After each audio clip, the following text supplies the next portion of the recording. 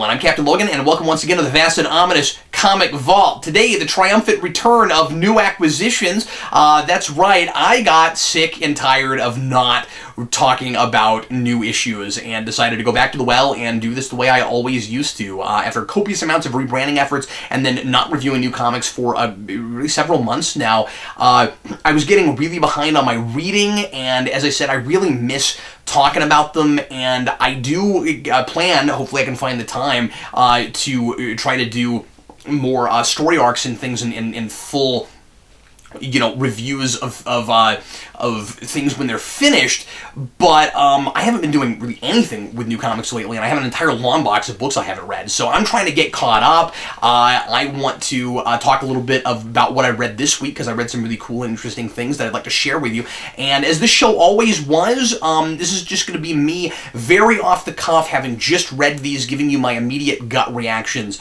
about them. So this may not be the most insightful thing in the world, not going to be a whole lot of in-depth analysis. It's going to be much more and some things I'll feel like talking about longer than other things, but for the most part it's going to be generally what happened in this issue.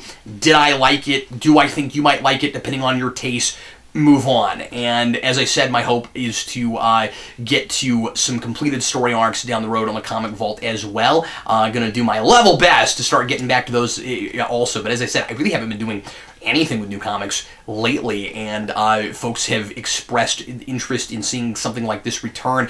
I really enjoyed doing the #1 show. I kind of missed that, but there didn't seem to be as much interest in that as folks just getting to see what was on my pull list.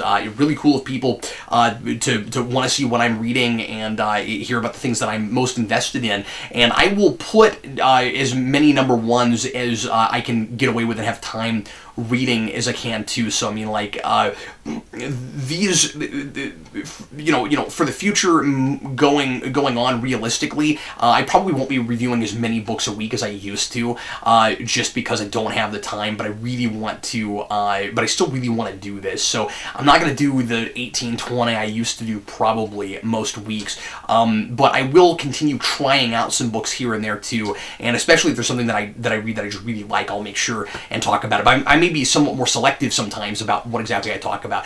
Feel free to leave comments about things that I'm not talking about that you've read that you think are really worth my attention, and that whether you really like them or not, that you just want to see my opinion on a thing, and I'll do my best to try to get my hands on things whenever I can. I want to say thanks as always to Elite Comics in Overland Park, Kansas, for helping me out with the show. If you are ever in the Kansas City area, check them out. They're a fantastic they're a fantastic store, and they really help us out, and we really appreciate them. Let's begin. Speaking of Fantastic Four, today with the long-anticipated, long-awaited, and constantly made fun of lately for being so excruciatingly late, it's Secret Wars #9. Now, this is an issue that feels so weird, finally getting now, after being, 4 issues into a lot of all new, all different Marvel books, where we are already 4 months for a lot of books into the new continuity that this series created in its soft reboot with Battle World and the God Doom and everything, and we haven't known exactly what happens at the end. In fact, this has become such a problem that last week Marvel felt the need to put out a press release and say, okay, here's basically the synopsis of what happens, because we're putting, I think it was last week, we're putting out books right now that you're reading without knowing what happens. The last issue of Silver Surfer had some kind of things that felt sort of cryptic. One moment in particular where it flashed back to something that happens in this issue, having expected that you read it already, and gave you a footnote that told you to read it. It was already bizarre to read a book that for the longest time said number whatever out of a different number than it does now. Now it's 9 issues. They extended that, and so I think that kind of hurt it too, and I say hurt it in obviously I'm sure it still sold well, but it just looked really unprofessional and made Marvel kind of look bad for being this far into a reboot and still not being finished with the big event that spearheaded that and launched it. Now, having said that, that's nothing against the quality of this at all, but reading it month to month, because it's not month to month, there's been too long in between it, it's been difficult to enjoy it to its fullest, but man, I really enjoyed the end of this. First of all, and I haven't gotten to talk about this hardly at all on the channel, so I'll try not to spend too much time on this, and I would like to certainly sink my teeth into this, and I'm going to try to do a full review on it. I'm very excited about doing that. But quick little non-spoiler just about this particular issue and how this ends. First of all, I'm so happy that Secret Wars wasn't like Flashpoint, and we told a real compelling story that got us from the old universe to the new rebooted universe. Now, I love a lot of things about Flashpoint. I didn't love the way it ended, and it really felt like a quick 5-minute kind of light switch, finger snap to get us to the new universe. And Flashpoint wasn't really about remaking the universe, and this is, and it's. And it really goes from a character-driven place in talking about the responsibility of godhood, and if you really getting into the emotional and the ethical questions of if you had to remake the universe, what would you do? What should you do? How do you, if you are basically the lone person that does that? Obviously, Dr. Doom had the help of Stephen Strange also, but Stephen Strange didn't want to be God, and he allowed Dr. Doom to have that power all on his own. Maybe a mistake he made. And so it really asked that question, how does somebody like Dr. Doom, even if his heart was completely in the right place, and this is the most sympathetic I've ever seen that character, how do you have all that power and not start to believe your own rhetoric? How do you not see yourself as God when you really did? You really were the person that recreated the universe. How does that not go to your head? How do you not have that sort of hubris? And what exactly is your responsibility? Do you have a responsibility to the universe as it was before and the people that lived in it to try to recreate it as best as close to what it was as you can? Or is it like the temporal prime directive in Star Trek, where your responsibility is to keep it as close to what it was in the first place as you can? Or is your responsibility to improve it? But then how do you decide what counts as improving, and who are you to make that determination and all of that? As I said, Dr. Doom is wonderfully sympathetic in this. He feels, and all the way up until the end. Reed Richards sees him as the villain he always was, but I don't completely by the end, and I really appreciate that about it. This ends up being the culmination, by the way, of everything Jonathan Hickman's been doing with Fantastic Four, going all the way back to his Fantastic Four run and FF from years ago. Even if you aren't happy about the reboot and you weren't reading Secret Wars because, as some people did, you just didn't want to see 616 ever reboot, so you left before this even happened. I feel like you maybe, and hopefully if you do read this and you don't like it, nobody comes after me, but I really think maybe you owe it to yourself to see how it all turns out with the Fantastic Four for a couple reasons. Once again, first of all, because this is the culmination of everything Hickman's been doing, especially by the end. I hesitated to say that until we got to the end, but this is a Fantastic Four story. It's about the rivalry Richards and Dr. Doom had going all the way back, and isn't that fitting, given that the Fantastic Four is the first family of Marvel, and it all kind of starts with them. And the second thing is, it's a little bit easier, even though just like a lot of people, I don't like this, it's a little bit easier to swallow Fantastic Four no longer, being fragmented, no longer being the Fantastic Four really in the new continuity, when you see this as a bookended story from 1963 or whatever year the original Fantastic Four came out, all the way to now. It reads like a story that's been unfolding for in a way for all this time, and that is really, really wonderful. So like the Marvel Universe really starts and ends with these characters, and the end of this is all about the difference in ideologies of those two guys, and how they look at each other, and that power struggle they've always had, and Reed Richards trying so much to make it about the world at large and not himself, but at the same time, he's more like Doctor Doom than he would ever like to admit, because they're both so smart and they both have this kind of intellectual power that nobody else has, and it's easy for that to get to your head, to your head, and that's, of course, what the Maker is, the ultimate Reed Richards, and of course he's very much involved with this as well, and that also made a way better case than I ever thought we'd get for why you would bring Ultimate Marvel into the Marvel multiverse at large and bring those characters together finally. I'm not going to say too much else about this. I do really like the way it ended. It's going to be easier for me, of course, to critique it once I'm reading all of it together and really, really looking at it. There is certainly some obvious strategy of what characters the company wants to survive and stick around over others, and that might feel a little bit contrived to some people, but it's as uncontrived as I think is possible when you try to tell a story like this in order to make a big, massive new status quo overhaul thing happen for the future of your company. I like this stuff a lot better, and this whole status quo with Battleworld a lot better than I like the current reboot at large. Again, individual books I'm liking a lot, but I'm not, I've said this before, but I'm not loving how movie-driven it is and how it feels. Like a lot of it is just a strategy to have this kind of consistent branding across the board. And I'm not in love with that, but how we got there through the brilliance of Jonathan Hickman's writing, it's compelling. It's about the rise and fall of power. It's a dictator who rises to power with kind of the best of intentions, and how he ends up losing it. And I feel like there's not a black and white. There's no black and white to this. It's very much.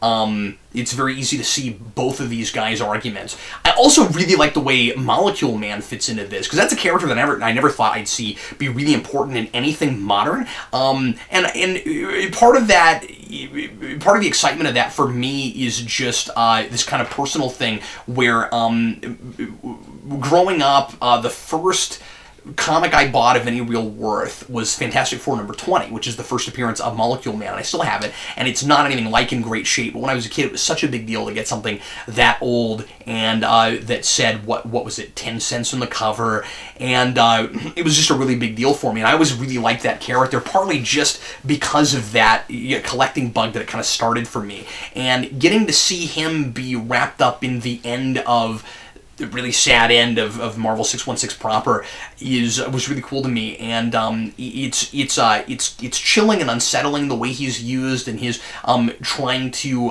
survive and not being allowed to feed, and the parallel with him and Doctor Doom, where Doctor Doom says that what he's done is all about survival, and Molecule Man, that's all he wants to, and I really like all that and how that all fits together. As I said, I'm going to try to talk some more about this down the road after I've read all of it together. I certainly recommend Secret Wars altogether, whether or not, as I said, you like what Marvel is doing moving forward. And I also really want to talk some more about some of the tie-ins, the different, I hesitate to even call them tie-ins because a lot of them feel like events themselves, but a lot of the Secret Wars event books, Civil War, and et cetera, a lot of those are really, really good, and I bought lots of them, so hoping to talk about that down the road.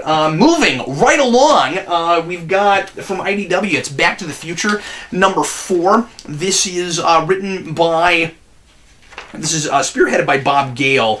Let me make sure and find the all the credits for this. Where are the credits? Peer Pressure. So there's two different stories here. Peer Pressure, which is written by John Barber and Bob Gale. I guess written together. Script by John Barber, art by Ryan Brown, and then Emmett Brown Visits the Future by Bob Gale and Eric Burnham, with art by Eric Evanson. Once again, I love Eric Burnham. Really cool to see him doing so much different stuff at IDW right now, with all these really cool licensed properties that they have. I have overall not been super impressed with this. I liked the first issue, okay. A lot of that I think was just the novelty of getting to be back in this world again, and those first couple stories in like filling in gaps, like how did Doc Brown's house burn down and stuff like that, felt like a thing that was sort of worth doing. How did Doc Brown meet Marty McFly in the first place? What was their relationship? That also felt like it was kind of worth doing.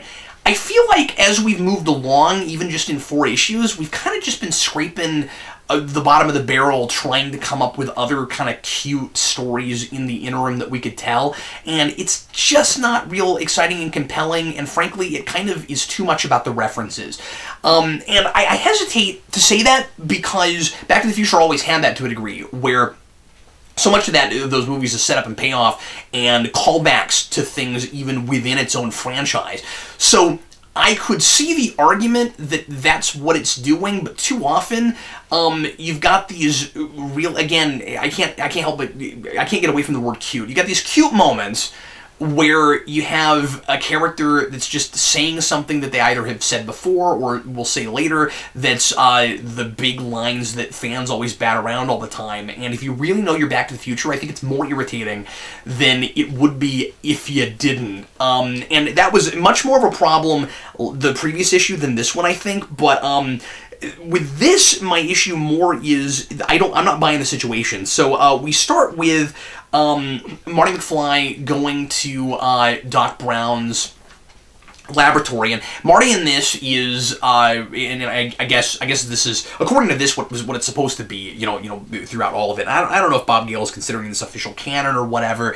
I think he sort of is. I don't know that fans will. It's not really all that important to me. But anyway, you've got Marty McFly actually being Doc Brown's assistant, and that's what their relationship is, and that's why he's got access to his house and stuff. And I guess I'm okay with that to a degree. The thing I don't like about this is he goes to Doc Brown's laboratory and sees that he has a car underneath a tarp, which of course is a callback to the car under the tarp thing that we did in the movies. I'm thinking 3 specifically, but did we do that in 1, 2? I forgot. I think maybe it was just in 3, but where Clara walks in and they have to put the tarp over the car, and so we're sort of foreshadowing that or calling back to it, depending on how you want to look at it, linearly or non-linearly. Amusing to think about it that way in a thing that's about time travel, or we're not actually time traveling, really. And anyway, so Marty walks in and he sees this car underneath a tarp, and already I didn't really love that. That we've got to have these cute setups for everything. Like later on, he's going to go to the Twin Pines Mall and see that car, and do we really need him to have almost seen it in the first place? Is that really all that clever? And what makes it worse is, in order to... So we see Marty meet Jennifer in this, and Marty is very unsure of himself, and he's too much like his dad, and I guess he develops more of the backbone that he sort of shows with her through dating her in the first place, which I also don't know that I love that, but whatever. And anyway, so he's being bullied by Needles. I guess it works more because she's seeing him, her first impression of him is dealing with Needles, and Marty's not real great with bullies. So, although I always saw it as he's not great with bullies when they challenge his resolve when they call him chicken, less so that he is all that nervous and terrified of them, and he seems a little bit more like that in this. And I guess again, he seems to develop that backbone very quickly. And so anyway, Marty is wanting to impress Jennifer with a car, which is very much in his character, certainly. And he almost steals the DeLorean.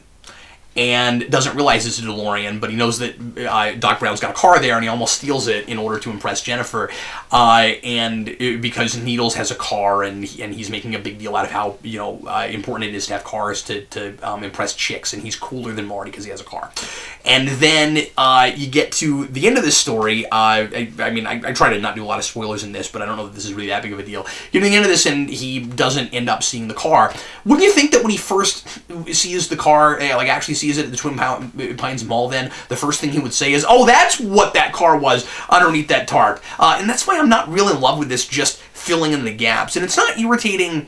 And it's more irritating than like Star Wars filling in the gaps, because there's like big long swaths of time where you can tell a complete story. And these are kind of more just little anecdotes or almost like morality plays, but not real, compelling ones, where they're just these sort of like obvious after school special, here's the moral of the story kind of stories, and I'm just not real in love with them. The second part of this is more fun, where you see Doc Brown go to 2015 in the first place, and I like the mix of current culture and the 2015 that we saw there, where it's kind of extrapolating from, well, I almost said extrapolating from now, but it is now. So basically what it's doing is it's taking things that we actually developed and working them into the 2015 from there. For instance, Doc Brown looks up things on the internet. He goes to a library and somebody's like, "What do you mean you've never heard of the internet?" And I thought that was kind of fun.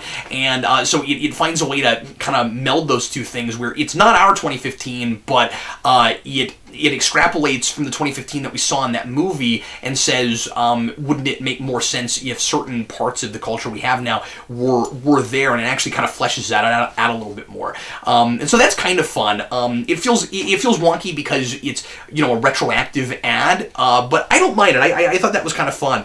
And basically we see sort of like the whole Doc Brown's house burns down, things that we know about and exactly how it happened, which I don't know that we're really telling a story so much, again, as just kind of filling in a gap and just saying maybe here's how it happened. And so Doc Brown is figuring out how he's going to buy Mr. Fusion in the first place, and he's figuring out how he's going to pay for the hover conversion for the DeLorean. And the way he ends up doing it, once they set it up, it was really predictable to me, but I still thought it was kind of a clever way to go. And without giving anything away, I'll say that it was also a fun way to do it in a comic book. But all in all, like I said, the end of this is kind of fun, and also it's that one's to be continued, and we're going to get to see more of Doc Brown in the future. So that's kind of a fun thing to do. This is popular enough that they felt the need to make it an ongoing.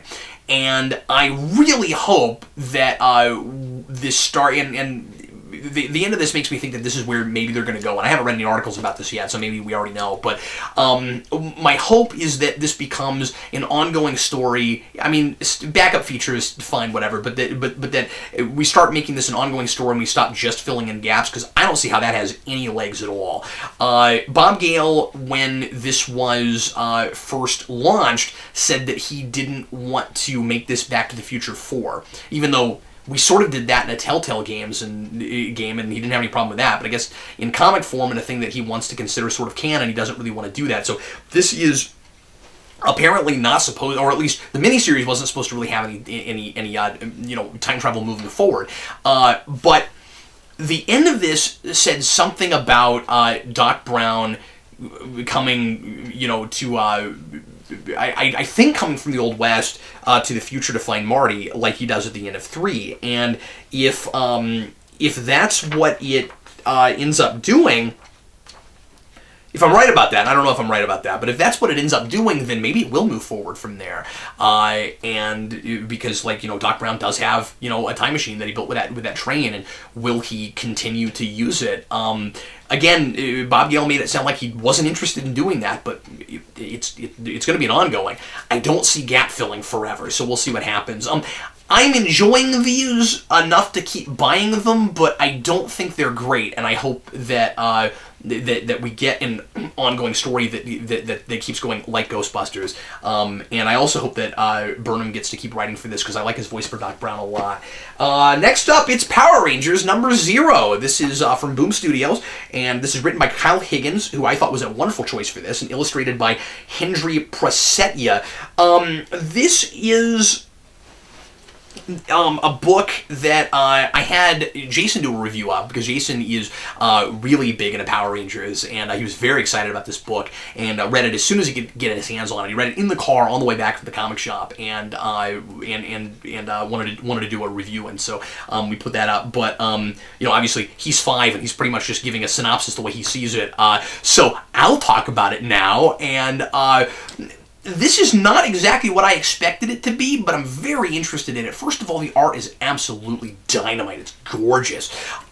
It's very epic looking. I mean, like, it's kind of, it certainly has that really colorful, cartoony sensibility. You know what it reminds me of? It makes me think I imagine this might have been what Power Rangers would have looked like if it had been conceptualized in the first place as a cartoon, where it's got this kind of edgy look to it, and the Power Rangers are like really muscular in this, and it's very it's much more grandiose than it could be on a small budget scale live action, and obviously not having to worry about effects. It just looks really good.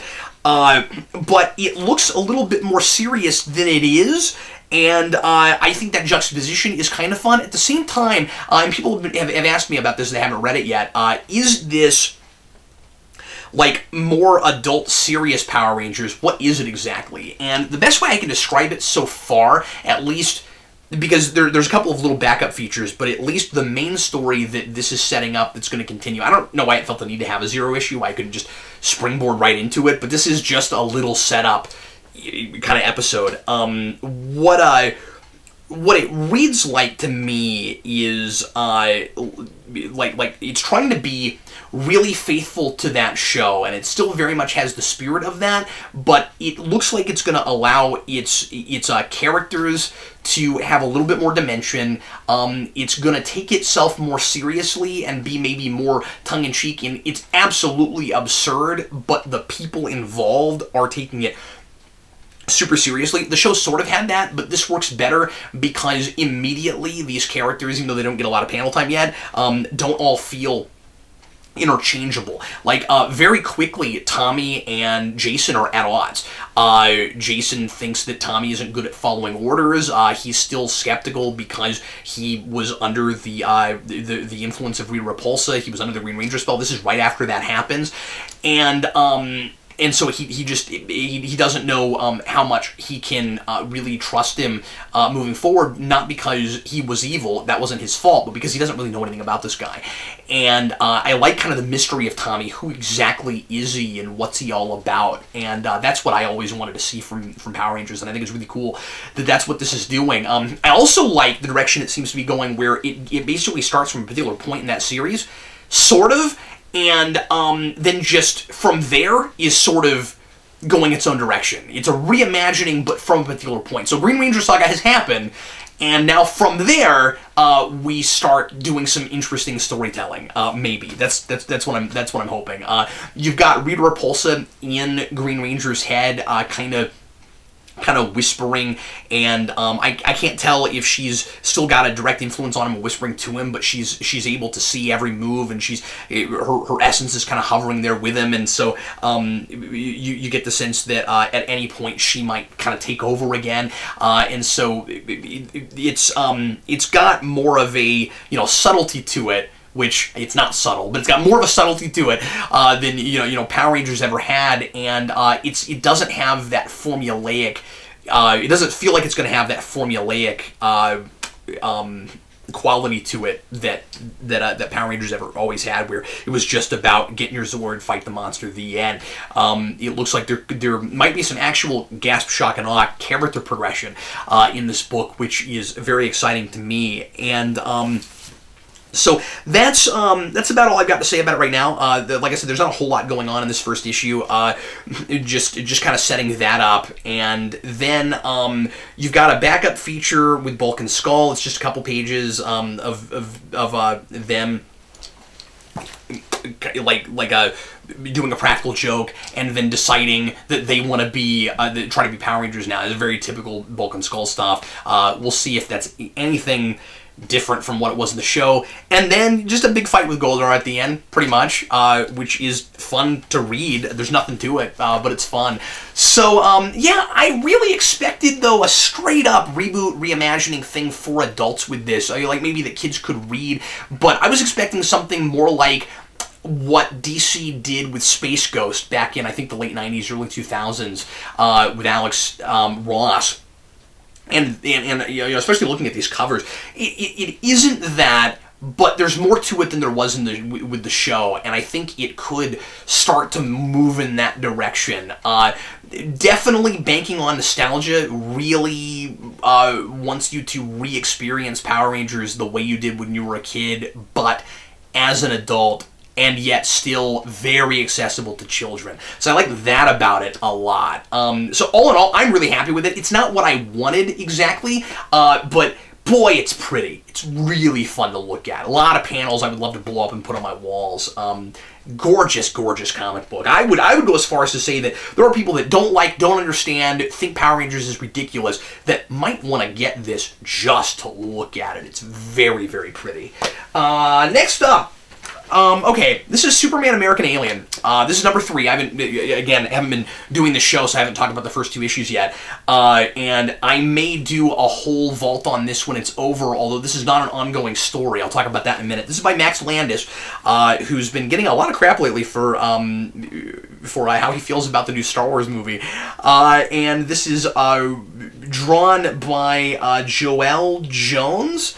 Really odd, kind of sketchy art for this, and looks like a kind of a teen romance book, but that's sort of what this is. So I mean, it definitely fits this material, or at least that's what this issue is. So this series is kind of like each issue is like a snapshot in Clark Kent's life from the way Max Landis wants to interpret the origin of Superman. So the first issue is Clark at I think 8 or 9, and the second issue is him as a teenager, and now he's a young adult.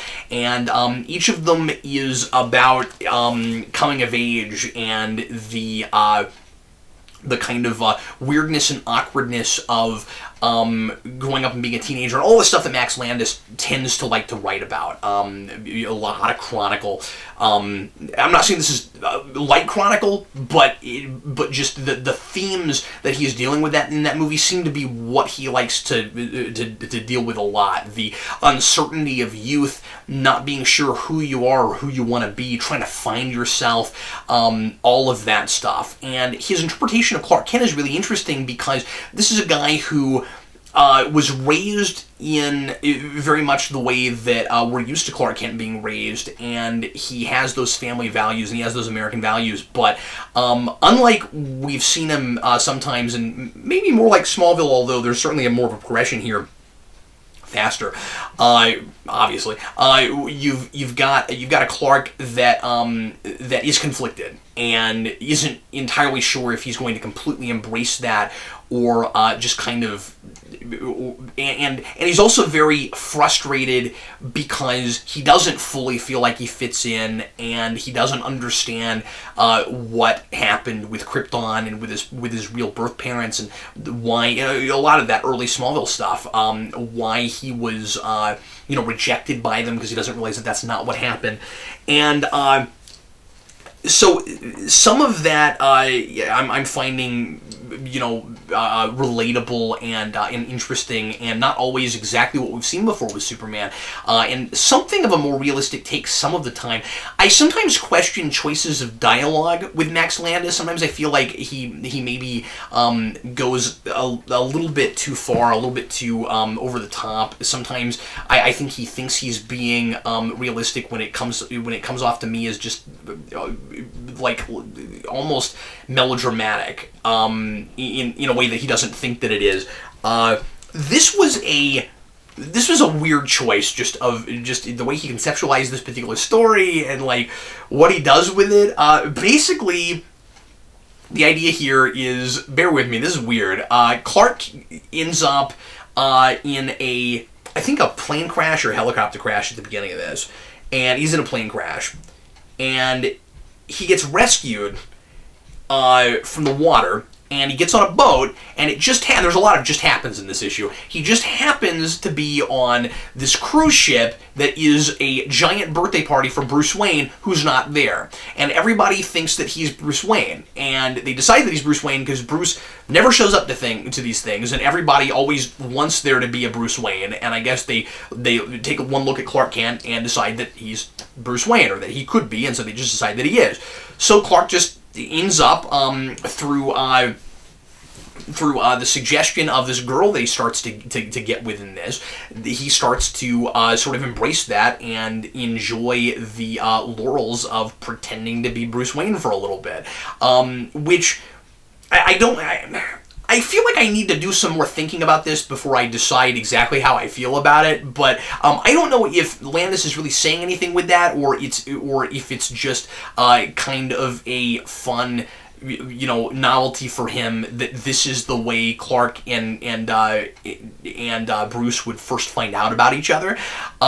Maybe it's this living on the wild side for a minute and getting a taste of fame and fortune and all of that, and realizing very quickly that it just isn't for him and he doesn't really need that. Like, he's never had that before, and maybe the idea is that it kind of proves that even though he embraces it for a minute and kind of enjoys it for a minute, that's never going to get to Superman's head. That's not what he's about, and even in trying to find himself and not knowing exactly who he is, that just isn't who he is. Maybe that's the point. And anyway, he starts to get together with of all people, Cheetah, the girl who will someday become Cheetah, and comparing these two characters ends up being fascinating. Not something I ever would have thought about, but you've got two people that are unsure of their place in the world. One who is longing for significance. Cheetah is I forget her name, but the girl that will become Cheetah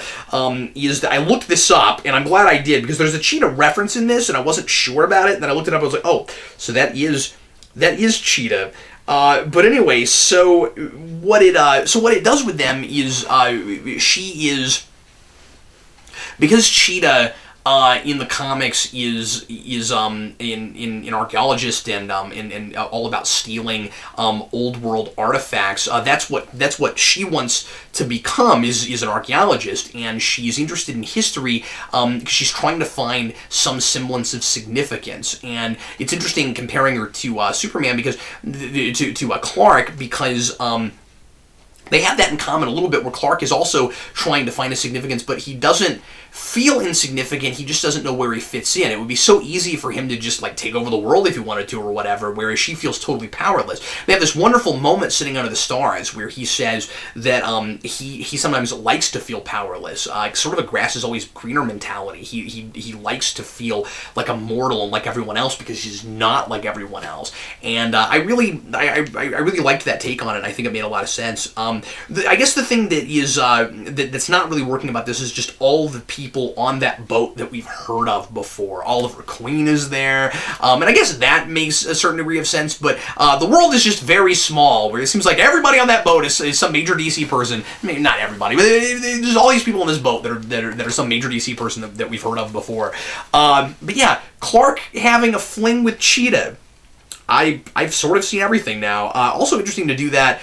This is, I'm sure, not supposed to be in canon, current DC reboot stuff, but really interesting, since Cheetah is one of Wonder Woman's major arch nemeses, and in the comics right now, Superman and Wonder Woman dating. It's kind of interesting that Landis decided to go there.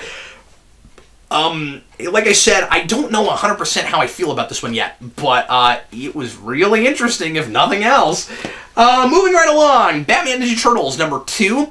Once again, I had a chance to talk about the first issue of this yet. This is, in a lot of ways, very much your typical crossover. A lot of fun to get to see these two properties put together. The novelty of it is certainly what it ought to be. What Tynion, I should mention who this is, James Tynion IV, who I go back and forth on with Batman stories. I'm not a big fan of his dialogue, but his plotting sometimes is really neat. James Tynion IV writing this, Freddie Williams II doing the art.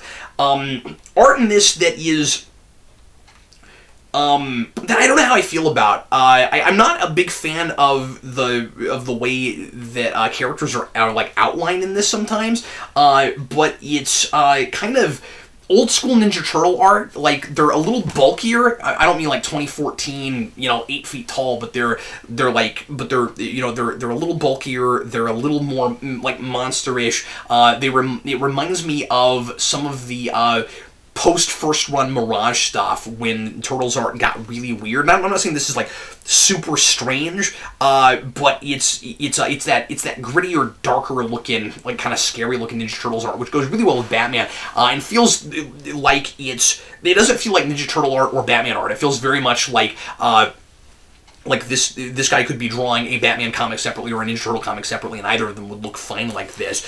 But the street level kind of gritty nature of it is good. I like the green hue throughout it. The kind of greens and the kind of greenish blue hue that goes through this whole thing in kind of visually connecting those things together is working pretty well. But it is so anyway. The novelty of it is what it should be, in the sense that there's a lot of stuff certainly about martial arts and how Batman is, in his skill set, he's unlike anything the Ninja Turtles have encountered. The obligatory fight at the beginning of this, I'll give this away. The Ninja Turtles don't exactly win it. You wouldn't really expect them to. And I like the Ninja Turtles picking up on very quickly that he's a detective and he fights like a detective. That might seem too like obvious, too silly that they would just immediately point that out. He fights like a detective. What is a detective fight like? But what I like about it is that they can tell that his motivation is different from other people that they dealt with before, and even what their motivation is often. It is typical in the sense that it's all about an interdimensional crossover and how exactly that works. And it's more fun to me a lot of the time, as I've said before, it's just either make that happen real quick or just put them together and not even talk about how they exist in the same world and just go. I guess the problem here is that for whatever reason, Tynion's wanting to do a story, or maybe DC and IDW are wanting to do a story where it's very much the IDW Turtles, although unclear about what point in the history, because a lot of these crossovers have been right after the last thing that we saw with the Ninja Turtles, and this seems to be maybe even pre-City Fall, because none of the stuff with like the weirdness with Leonardo is there. Shredder's in it, so that's it's a little bit cryptic and mysterious as to when exactly. And there's stuff about Krang. Krang's not in it yet, but there's stuff in this issue. But he's talked about as being involved in things before. And then it's very much the current DC Batman. We've got Alfred being called Penny One and all that kind of stuff. So it's very much current Batman, current Ninja Turtles, more or less. And so I get why we're doing an interdimensional crossover thing. I like that it's already happened. That we don't have to sit around and watch that happen and stretch out for time like that. It's 6 issues, so you're obviously hoping for a good pacing and a story that can really flesh out some character stuff and do some fun things with these characters and just get a lot of mileage out of this novelty. But what I like about the interdimensional crossover thing is, first of all, it's a little bit of a mystery in that the Turtles and Shredder and the Foot Clan are just there, just at the very beginning in the first issue, and we don't know why, and that's kind of fun that we're just kind of getting past it. Sort of like we did with Star Trek Green Lantern. So I like that about it, and I also like the big reveal here. It's toward the beginning, so I'll go ahead and mention it. But we get this reveal that the crossover itself is the big conflict, where if the Turtles or anything mutated by the ooze, which does not exist in Batman's universe, is there for too long, it starts to revert back to its old form. So the turtles are there for too long, they just end up turning into regular turtles again. And that's kind of fun. So I like that idea a lot. Like I said, some obvious beats you always get with these crossovers. A fight with Batman that goes on kind of too long, but there's some wonderful comedic beats. I like Michelangelo writing on a chalkboard about what's cool about Batman and what's not so cool about Batman. Like I said, I think Tinian is a little bit too over the top in the Turtles dialogue. I think he's writing something closer to the 1990 movie Turtles, or even maybe going too far back to the cartoon show. They don't feel really like the characters that they have been in IDW, but once again, it also feels like they're sort of only generically that version, and this doesn't fit exactly in any point in that continuity, so maybe that's not a big deal at all. All in all, this is just fun, and if you like either of these characters, I think it's worth reading. I've got one more comic to talk about today, and once again, a second issue of a series that I haven't had a chance to talk about yet. This is Batman 66 meets the Man from U.N.C.L.E. I am, first of all, really neat that we decided to cross these things, and obviously the right time, because the Man from U.N.C.L.E. movie came out not too long ago and was very popular, although I guess it would have been cooler if this came out a couple weeks after that, but apparently that was, it was rated really well. It was reviewed very well. I didn't get a chance to see it, but I think a lot of people, after seeing that movie, started really coming around on Henry Cavill and seeing his how versatile his acting chops are.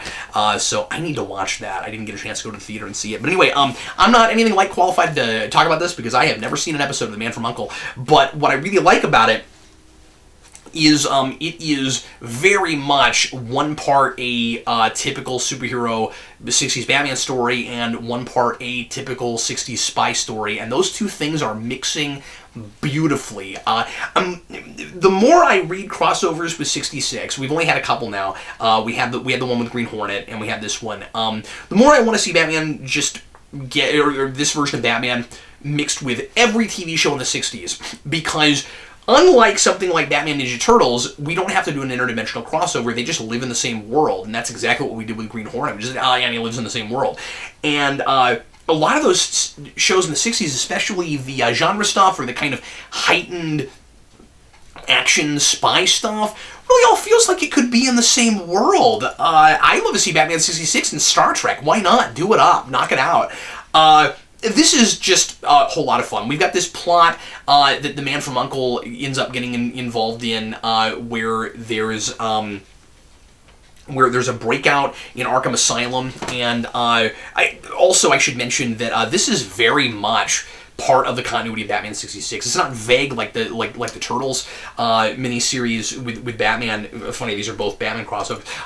This is right hip deep in what we've been doing with that series. Not that it has a real thick ongoing continuity, but we have been establishing a lot of things that we keep coming back to. So we've got an Arkham Asylum there now, and we have some villains that didn't appear in the TV show that we've retroactively, modern villains turn into 60s Batman villains, and a lot of that stuff is used here and just seems to be progressing a lot of that stuff, and I like that a lot.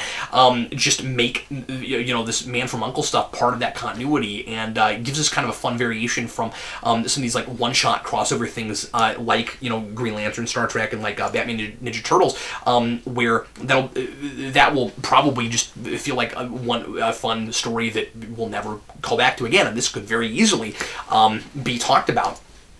And anyway, so there's this breakout in Arkham Asylum, and it's mysterious as to who the big villain is, and it seems to be somebody who's running a big evil spy organization, kind of like Spectre, that is the evil spy organization from the Man from U.N.C.L.E.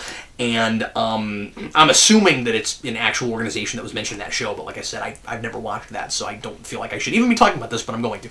And so we have a bunch of fun Batman villain, I want to say cameos, but we might see a lot more of them. So, Egghead is here, and the Penguin was involved in the first issue, but turned out to, like a lot of Batman villain schemes, ended up just being a ruse to get Batman and the Man from U.N.C.L.E. off of the real villain's trail, and even the Penguin didn't know about it, and so he's irritated about that. And that's happened to him before in the series, so he should be really irritated about that.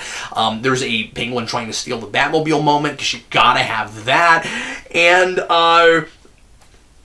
so we've got these villains now wreaking havoc, and we got Poison Ivy, and I think, yeah, she was in an issue, but I didn't remember much about the way she's done, and I like that she's a Southern belle in this, and she talks with a thick Southern accent, and that's just really fun. And it's a really slam bang, action packed story that is both a superhero thing and a spy thing simultaneously, and as I said, they mix really, really well. I think this is a lot of fun, and if you know nothing about Man from U.N.C.L.E., I think it's very readable as a Batman story. It is still really over-the-top, silly 60s Adam West stuff. There's Egghead has a giant egg plane thing. So if you are reading Batman 66 and you're not getting this because it's mixing with Man from U.N.C.L.E. and it feels superfluous, it's not, and you probably will find yourself wanting it for that collection and for the things that the series has been doing.